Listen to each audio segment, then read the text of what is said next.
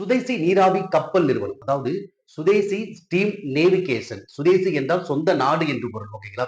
இந்திய கடல் வணிகத்தில் ஆங்கிலேயருடைய முற்றுரிமையை எதிர்த்தவர் யார் அப்படின்னா வாவு சிதம்பரனார். ஓகேங்களா? அவர் தான் சுதேசி நீராவி கப்பல் நிறுவனத்தை தோற்றுவிக்கிறாரு. அதனால் இவர் கப்பல் ஓட்டிய தமிழன் என்றும், தென்னாட்டு திலகர் என்றும், செக்கிழுத்த செம்மல் என்றும் அழைக்கப்படுகிறார்.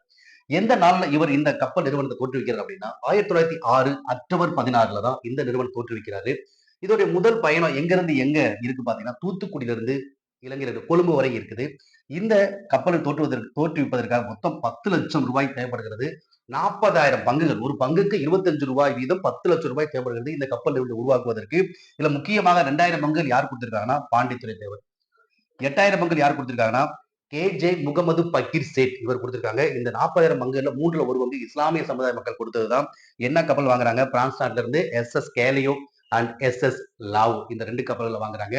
இந்த கப்பல்ல வாங்கி இந்திய கடல் வணிகத்தில் ஆங்கிலோட முற்றுரிமை எதிர்த்தவர் யாருன்னா வாவு சிதம்பரம் தான். அதனால ஒரு கப்பலோட்டிய தமிழன் சொல்றோம். சுதேசி நீராவி கப்பல் நிறுவனம் 1906 அக்டோபர் 16. Okay, thank you.